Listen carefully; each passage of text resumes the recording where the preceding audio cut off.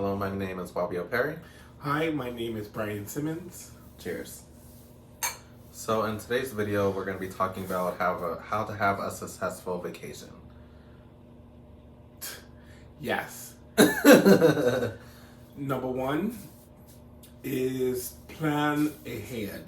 Make sure that when you have a vacation or thinking about a vacation, make sure you have not a solid plan, but a plan where you are making sure that everything's going to be set in stone. Make sure you have a proper date of when you're going to do the vacation.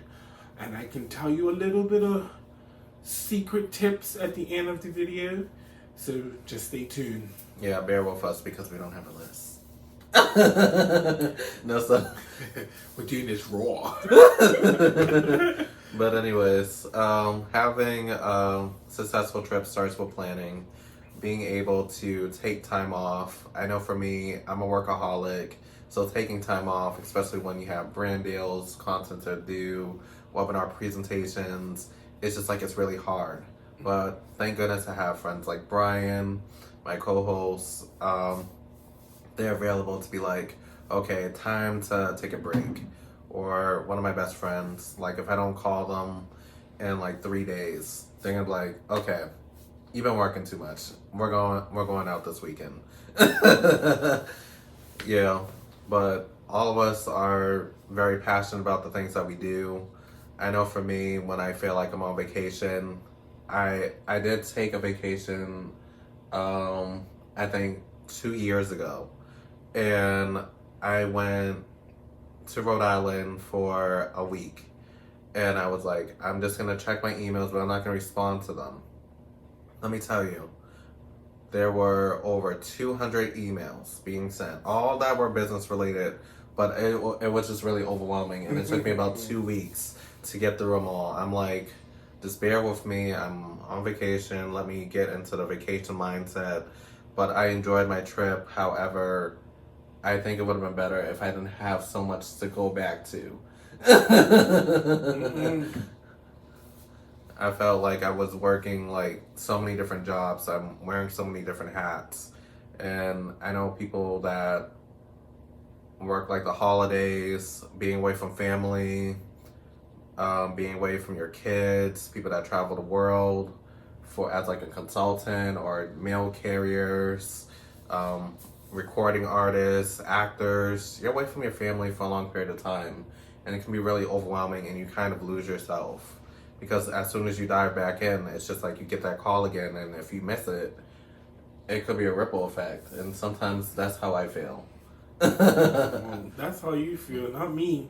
When I'm on vacation, I am on vacation. Don't call me, don't text me, don't send me smoke signals, because I will not answer.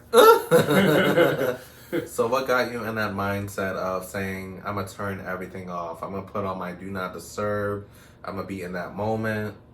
Because you need to take a mental break. Mm-hmm. You just can't be working all the time. Yes, I work 6 days out of the week, and so I pretty much, once I set a date on my vacation, I make sure I get all my ducks in a row. Make sure that my coworkers are doing the correct thing. Make sure everything is organized for them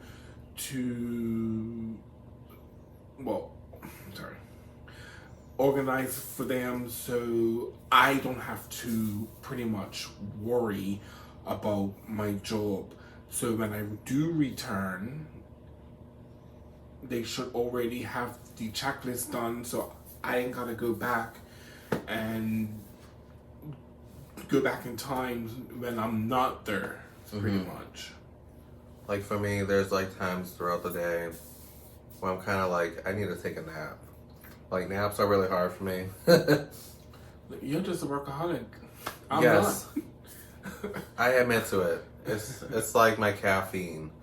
But it's like for me, it's like the reward that comes at the end. Or sometimes I have FOMO, which stands for fear of missing out. Like if I don't take on this opportunity, will everything fall into place, or Will people not give me that call? What am I known for? People just have this high demand and pressure on me at times. Mm-hmm. Like, I know when I went to graduate school, I was the first in the whole family to get their master's degree. And same thing with my cousin. She's the first lawyer in the family. She got her master's degree. And everybody has those high expectations of us to just be successful. And I I thought after I graduated, I was gonna take a hiatus, and it was very insightful because it allowed me to soul search, and it allowed me to find something that I'm passionate about. So even with this year that I'm going into, self-care is a big highlight for me. Being able to prioritize my thoughts, being able to prioritize my ideas, my beliefs, my values, and bringing people that are important to me in my life. And not saying that other people aren't, but there are people that are essential that I need to keep around because they give me positive affirmation. Mm-hmm. No drama, no toxicity, or any of that sort. So when I go on vacation, I plan to like get a suite with them or be in the same facility as them. We could go to the movies, out to eat. It doesn't have to be like a whole week. It could be just a little retreat for like a couple of days. Because I think people become too comfortable and drama comes back if you stay too long, and it becomes overwhelming. Yep, and that's what happens when you do long trips, especially with friends. Mm-hmm. Drama does come up because some friends want to do this and other friends don't want to do it, or a friend wants to do this and that. So approximately 4 days should be enough for a French trip, but if you're like really, really, really tight, I'll go for 1 week. And also keep in mind road trips. Road trips a lot. Oh, I love a road trip. I love a road trip. Me, myself, and my music, just driving. I love to drive. So I've done a road trip from Virginia all the way to Florida. Tampa Bay took about, so let's say from Virginia to Jacksonville, Florida, it took me 8 hours to drive there. And then we had to stop overnight in Jacksonville, and then it took us another 3.5 hours or 4 hours just to get to Tampa Bay, Florida. So I've been on road trips and love it, because I normally do road trips by myself, or if I'm with someone, they are in their own car and I'm in my own car, and we just go. You're not on a road trip with no other person? Nope. He likes going solo. I see, okay. No, I'm a person that likes to travel by themselves because no one has to slow me down if I just want to just go. Mm-hmm. So, but I've learned to travel with others. So, and I'm pretty much an easy, smooth type of guy. So if me and my friends do plan a trip, there's like 1 or 2 things I really want to do, and we end up doing it. And then the rest of the time, it's like, if they want to do this, I'm like, sure, because I've already done what I wanted to do in the trip. So it's pretty much like I'm just go with the flow type of guy. For me, it's a different component. It's like I get motion sickness sometimes, and the whole stopping and going and all the traffic, it's just too much. So make sure that you're prepared to leave early, especially traffic if you're living in the city. I think when we were going down south, I don't know how many hours, but I know my dad was exhausted. He slept the whole night. But for us, it was just like, it was nice getting a feel, being with the family. We enjoy that. It's not so much the people that were around. It's more of the process of, but at least you have all your stuff and you don't have to worry about regulations and stuff. Yeah. Because when you're on a plane, you got to pay extra. You got to figure out the flight. What if it gets canceled? What if there's any delays? What if you have to do a layover? It's just so much stuff. And then you have to worry about someone's kids just yelling and screaming and your ears popping on the plane. It can be dramatic. Okay. Now, I'm not to say like I don't like to travel, because traveling is one of my most passionate things, and that's where I get most of my inspiration. Like I'm planning to go out the country. I can't wait to go to places like Bermuda, Japan, Canada, Puerto Rico, Brazil. I just want to go explore the world because I was having a conversation with one of my friends from college, and it was our first day back from vacation, and he asked me, "What did you do during your summer off?" And I said, I went traveling. I did a family reunion. I went to New York and stuff like that." And he was like, "That's not traveling, that's in the States." He's like, "I've been to Africa, I've been to France," just naming a few places that he's been to. And he's a photographer. And he's like really exploring the world. And I'm just like, okay, maybe I'm not traveling. Maybe I'm just comfortable where I'm at. So maybe I should challenge myself and be like, okay, let me interact with people, shake people's hands, learn about the culture, maybe pick up a new language, just learn different facial expressions because smiling can be offensive to some people. Frowning can be offensive to some people. Being angry or, certain motions and hand gestures can be offensive, like saying no in Brazil is very offensive. It's like a swear. But saying no here is letting people know that you're not interested in something. That's correct. And we even talked about it earlier today about in Asian countries. Like, you can share your story about you going to Hong Kong? Yes. Well, me going to Hong Kong, it was literally an eye-opener. So I've learned in Hong Kong that so I've learned when I was in Hong Kong that slurping noodles is okay. I've learned that burping in public is okay. I've also learned that when you go to somebody's house to take off your shoes and leave them at the front door. I've also learned that also in Japan as well, where you leave your shoes at the front door.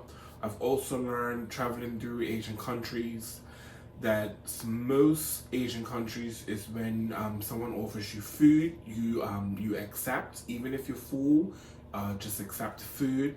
And also when you do eat food in some Asian countries, for respect is to leave some food in the plate to let your host know, or a restaurant, that you were satisfied, because some Asian countries, it's a sign of you're still hungry if you clean your plate. Like over here, if you leave food on the plate, it's either saying that you don't like the food, or always ask if you can take it home and maybe throw it away if you don't like it. Or say maybe a smaller portion, let me test this out, I don't have a big palate. Something like that in America is less offensive. What I like about this podcast is that even having a conversation with two people or more people opens up your eyes to take on new developments. Being able to expose yourself to different perspectives and different lights, because we can be in the same neighborhood, we can have the same skin, we can have the same teeth or eyebrows or whatever, something similar. Not saying literally, but figuratively, that we experience things a little bit different. Maybe some person has support, maybe someone has more financial stability, maybe someone has more education, but because of our characteristics, we may try to unite and be like, okay, I want to get to know you because you look similar to me.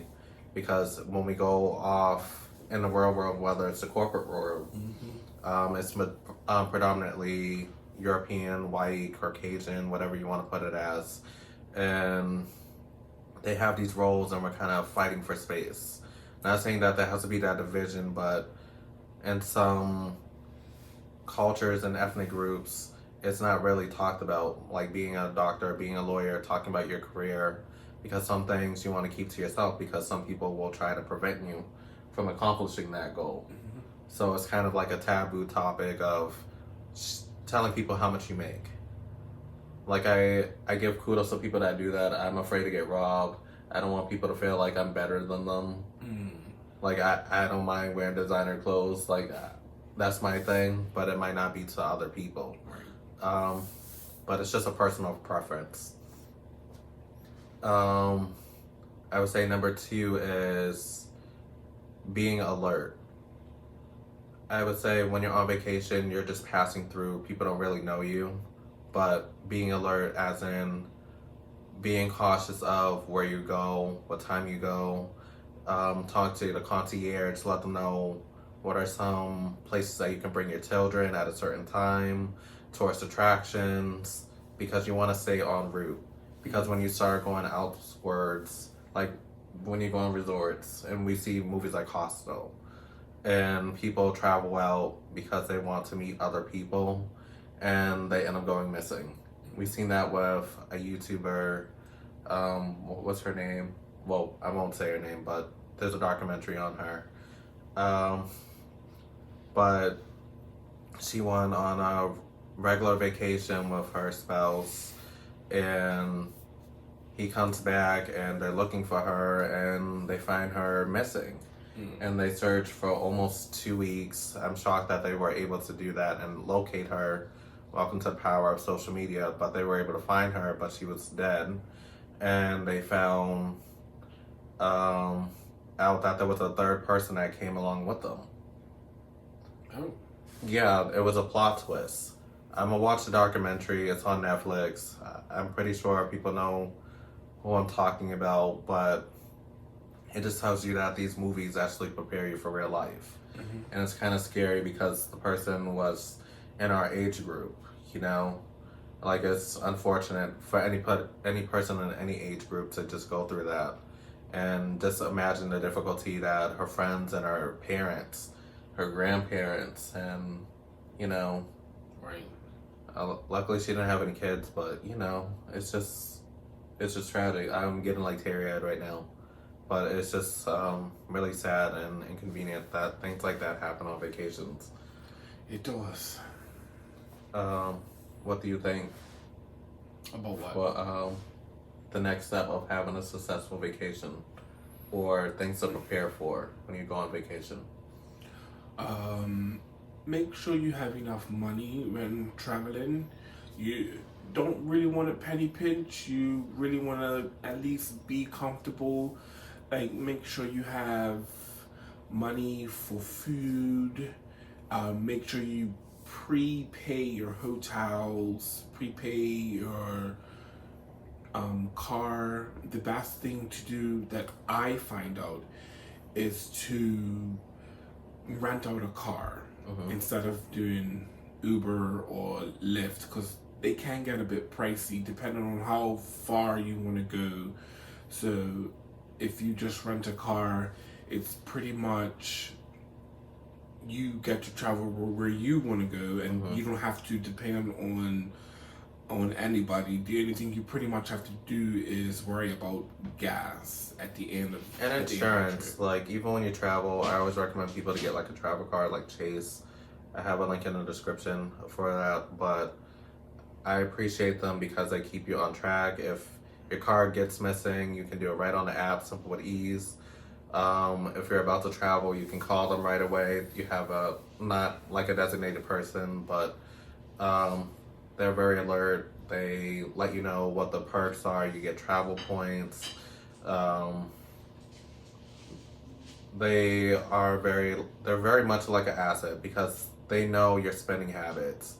But if you let them know at least a week or 2 in advance, they're able to prepare to know that you and the card have went to this destination. So when you go to pay for something at a restaurant, like a cheeseburger at McDonald's, it won't say decline, and that's kind of embarrassing because the food is maybe $10. You know, but it's good to have, and also for security purposes. I know for me personally, I think being able to research the environment that you're in. Like I said, each state is different. There's different rules and regulations, driving licenses, laws, politics. Like in New York, it's all about the arts, being in middle of the spotlight. Then in California, you can record in public and do all this and that because it's Hollywood, but in certain places like in Boston or in European countries, it's not okay to record in public in certain areas. Yeah. Um, so always ask for permission. Like you'll see me vlogging somewhere, and say if they're talking about something informative, I always ask them, "Do you mind if I put you in this recording or have an audio of your voice, just telling your story?" Because some people don't feel comfortable being on camera. Some people may have a stalker, or some people don't want to be on social media. Period. You know. But some people, they're just like, okay, record me. I love this. I want to market myself. I want to be an influencer. I want to be this and that. You just have to like feel the environment, like I said. And that's how you step outside of your comfort zone and allow people to have the option to step outside theirs because you're giving them the courtesy and respect that they desire. Because how would you feel that someone's just like recording your conversation that's kind of private, like you and your spouse are going through something and all you hear is like a lot of stuff, and it gets on YouTube and they're just like suing you. Right. I know some people have got memes about themselves online and they're just like, how did this picture get up here? And another tip is always be in contact with somebody from home, just to give them a little update. Yes, you're on vacation, but always have that one person just to update them, saying, I landed, or I got to my hotel safely, or I landed safely at the airport, I'm about to check into my hotel.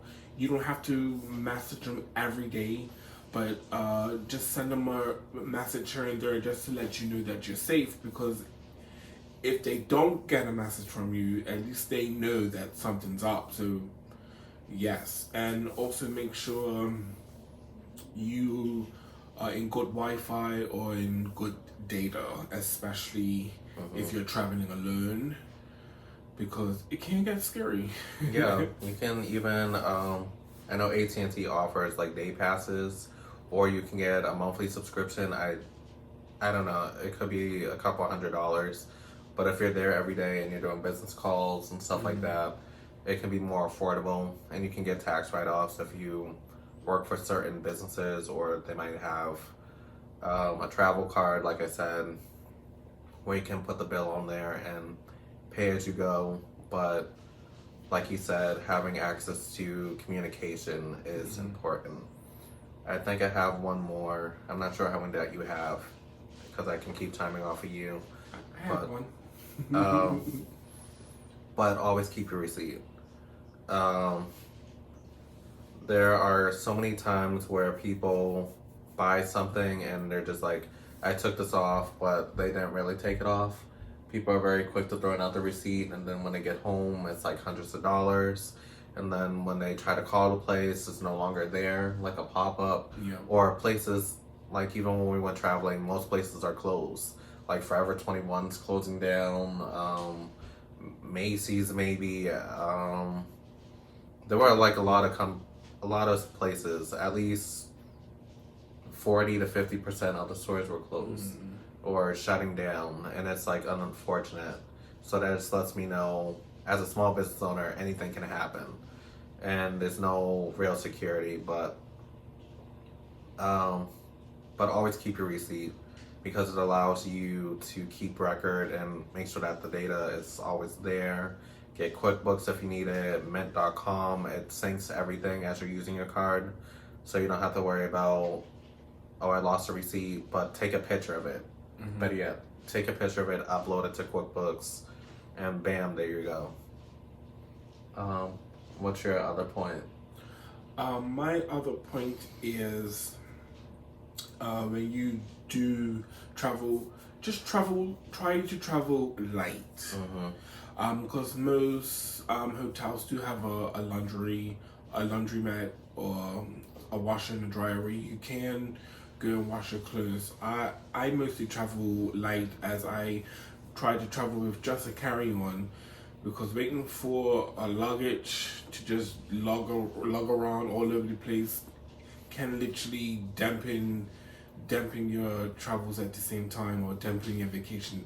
Unless you're going to like a family vacation or cruise, take a suitcase, as you know that. But that was my last tip. But I have one secret last tip for when traveling. Mostly if for a cheap flight, if you're going, especially to the United States, travel either on a Wednesday or a Saturday. I find traveling on those 2 days, the tickets are pretty low for me. So that was my secret tip of the day. It depends on the flight too, and then also to piggyback on traveling light. If you know that you're on an airplane, I recommend getting stuff shipped to your house because there's always a limit on how much that things can weigh, because you have to keep in mind the capacity of the weight of the airplane itself. It's 50 pounds. So your luggage can be over 50 pounds. Or you just have to pay extra. Yeah, that's and it goes up to 70 or 75 pounds last time I checked. However, you can't have like empty 9 bags. Like it's just crazy. Because like I said, everything has a weight capacity on top of your normal weight, and also the machinery. All that stuff weighs a lot, and it could cause the plane to crash. So like I said, if you know that you're going to buy a lot, just order things online. You can do that in store. You don't even need your computer, or you can do it on your phone if you have access to Wi-Fi over there. But like I said, if you order things online, it can probably make it there in a couple days or in a couple weeks. That's fine. Just do standard shipping, unless if you need it directly immediately. But always try to get the best deal that you can from either the post office, UPS, Amazon, or DHL. I know that's an international one. And just get things sent to your house. It saves you the headache of trying to figure out how you're going to fit that on a plane. And also, it keeps other people safe. And also, you can buy a whole bunch of stuff. And then you could get free shipping. Hey. And maybe get better offers, you know? But those are some of our tips that we have. I think I lost count of how many tips that we gave. Maybe 10, maybe 12. But somewhere on there. But I think this was a great vacation that I got to have with my loved ones, and I appreciate everyone showing love, and I can't wait to see how big of this audience will get from Two Perspectives podcast and getting him outside of his comfort zone. Like, this is travel pro right here. Like, if I need help setting up a vacation or how to get the right mannerisms ready, like etiquette, basically. That's what I mean. Etiquettes. For international travel, I recommend talking to someone who's actually traveled outside the country, because traveling in the state is a whole nother beast of traveling globally. And everybody is always willing to learn, explore, build those connections. You don't know who you're going to meet. I run into a ton of TikTokers all the time, Instagram people, business owners, even at my job, my full-time job outside of BPerryFilms, and seeing how passionate they are. Some people are chefs, some people are singers, some people are actors, fitness gurus, you know, so many different niches. Yeah. Anything else you want to drop in? Not at this moment. But I hope you all enjoyed Two Perspectives podcast, and I hope you come for episode 3. We're going to be brainstorming what we're going to be talking about, and we're also going to do our own individual videos and try to have them uploaded. We're going to figure out the frequency of how often that we're going to be posting, and just do like a small pilot season and see how people adapt to it. And feel free to write in the comments what you enjoyed, what are your big takeaways, and what are some of your tips, or even places that you travel, so I can add to my list. Right. You know? Travel King right here, bro. So the video just died. Anyways. So we were just saying that we have so many inspirational tips. We want you to share some of your tips on traveling, what places that you want to go or have been, and you know, just build a community, just being yourself and be willing to explore the world and take it from there. So follow me on YouTube, the BPerryFilms Experience, where this podcast will be hosted on. And then follow me on Instagram and TikTok, BPerryFilms, Bobby L. Perry on LinkedIn, and follow me on Substack, BPerryFilms Experience. And you can follow Brian on... You can follow me on Instagram, the Simmons Boy, or you can follow me on TikTok, KoiGold12. All right. Have a good day. All right. Cheers, you guys.